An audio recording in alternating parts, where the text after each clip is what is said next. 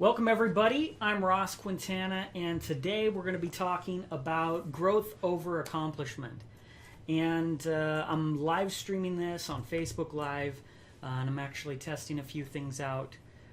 So we're going to live stream this, plus we're recording this for an upcoming blog post that I'm writing on this subject. So anyway, let's dig right into it. The concept here, and if you caught my earlier anchor talking about the case study of Barnum and Bailey that announced that they were closing after 146 years, the circuit business, the circus business, real-time editing. Then what you'll see is that they had a big problem with relevance. And in my opinion, they're a casualty of relevance. So if we take a look at this, the way this is playing out, one of the things that we look at is there's a lot of movement in the business digital transformation in that business world. And we also take a look at, we start with success, because the idea, the old way of thinking about success was that I have to accomplish all of these things. That when I get the used to be the six-figure income, now the six-figure income, boy, you better go double or triple six-figure if you want to be a success now, thanks to inflation. It was getting the car, the big house. For a business, it was generating revenue, or a startup, it was getting your first million users, or whatever it is.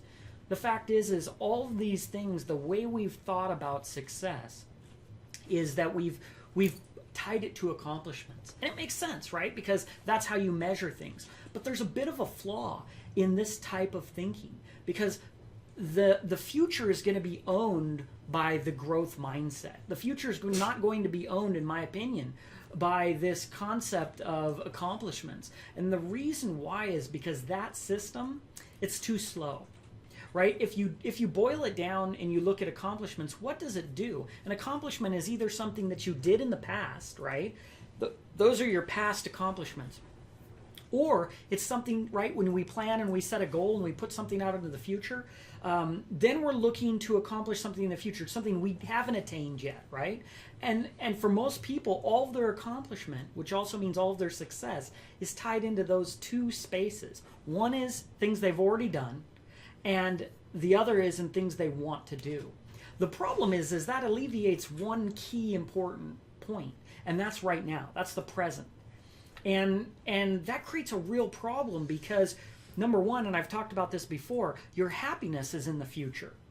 Or look how before you wanted to accomplish this, but the second you accomplish it, it's gone, right? It's no longer anything, you can brag about what you did in high school, but nobody cares, right? It's past accomplishments. These big companies, right? Barnum and Bailey, they could say, hey, we were the greatest show on earth. Yeah, but that's what you were.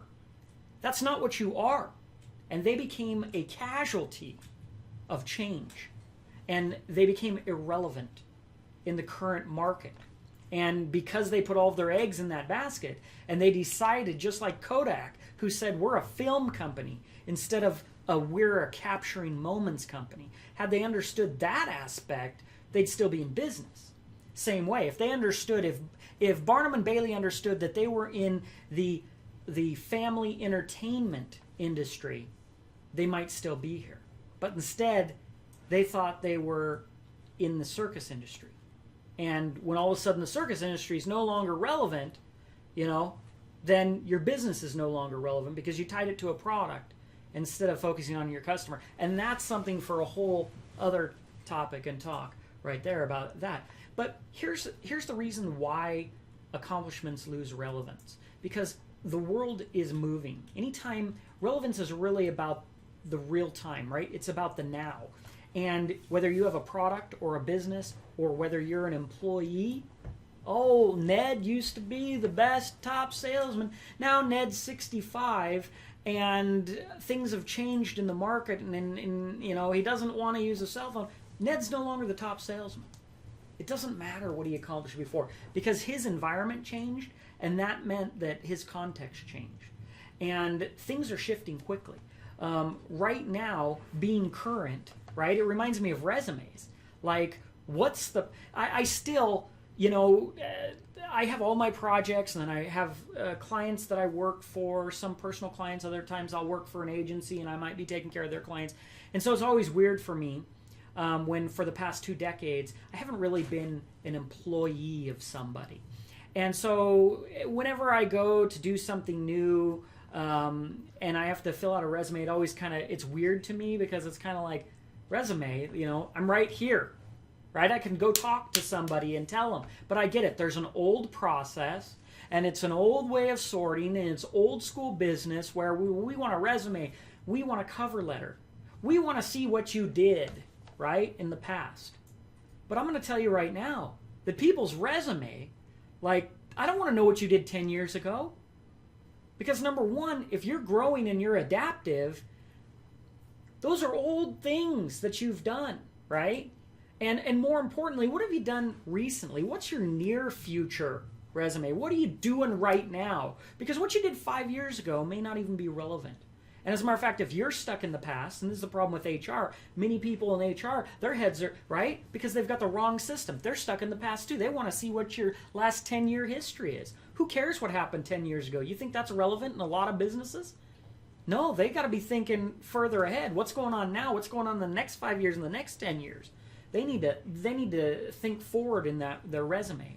So the idea of don't tell me with your resume. Don't tell me what you did. What can you do? How adaptive are you? Experience is great, but there's people like me. I can pick up something. You want to tell me, hey, go out there. We've got this business. It's XYZ. I don't care what it is. I can learn it, master it, bam, like that. You need somebody who's brilliant, who can jump in and be a game changer and add value. I might be the guy. Does that show up on my resume? Can I tell you about the things I haven't done yet? Can I tell you about the capability that I have and the ability and adaptability that I have to do 100 different things I've never done quickly with high level of expertise? Where do you write that on a resume? You don't. But this is the type of thinking. It's old school thinking versus new school thinking. And we got to understand that in business. So here's the deal. Living with that past thinking, right, is part of how you lose relevance. When you want to hold on to those old accomplishments. Businesses are doing this. Oh, you were the top food, blah, blah, blah. Or you were, hey, we had the best, number one taxi business, in the city. So what? Then Uber came along, and none of your past accomplishments matter. As a matter of fact, if your mind's settling back on what you've done in the past, forget about it. You're already becoming irrelevant at that point, and that's hard for people to grasp. Because before, that was our currency. That was everything we built up. Oh, I built up this resume. Look, I worked for this company for 10 years, and look at all these things that we did, and all that. And it's like, no. What are you doing that's current right now that's relevant? And more importantly, what can you do? If I put you into a situation, can you hit the floor and make it something special real fast and bring your talent and your ability? That's what's important. So we got to get out of this accomplishment thinking, because I think it's dinosaur thinking. I think that a lot of businesses are still setting on, oh, we got this one good product that we made. So what? Anybody can lose relevance. Apple could lose relevance. People don't think that this can happen, but I'm telling you that it can. If you want to say, oh, but we made the iPod, that's a history lesson. We're talking about now, and we're talking about the future. And you've got to reinvent yourself and come and be relevant now. Don't tell me about how relevant you were 5 years ago or 10 years ago or what your stock prices were. No one's going to care, because the money and the currency is getting faster, right? And this is what we talk about when we talk about growth creates a full spectrum experience. Here's the difference between growth, and this is what I'm going to leave you with. When you have a growth mindset, what ends up happening is you have the experience from your past. That's included in your growth, because you're going to rely on that to take care of what's right now, to execute right now, to be amazing right now, to be the difference maker right now. You are an accumulation of your past. So if you're focused in the right now instead of on your past accomplishments or accomplishments you haven't done, if you're focused on what you're doing right now, number one, you're going to utilize everything from the past. Number two, if you're growing now, that naturally is going to prepare you for the future. If you're growing now and adaptable now and learning new things now, then you're not staying with the past. Because the past, it's passing away, literally. You can either be on that train or you can stay with the present. And I think having a growth mindset and staying with the present is what's going to help take you into the future. It's going to keep you on that front edge, that cutting edge of what's happening now, and you'll be able to see the near future. And that's the only future that you absolutely need to understand. I mean, with the way things are changing and everything, you don't need to be really far out into the future, with the exception of some companies who want to really position themselves. But the fact is as individuals, we need to be on the cutting edge of today, seeing tomorrow as it's coming through. So I hope you were challenged by this. The blog is going to break down some more stuff and dig in there. And if you like this, slam a share on that and leave your comment. I'd love to see what you have to say about it. And I hope it just kind of changed your point of view in how you think about accomplishments, and that you don't make accomplishments your measuring stick, because it's really got a big gap, a gap that needs to be in the present so that you can utilize the past and really be prepared for the future. So, bam.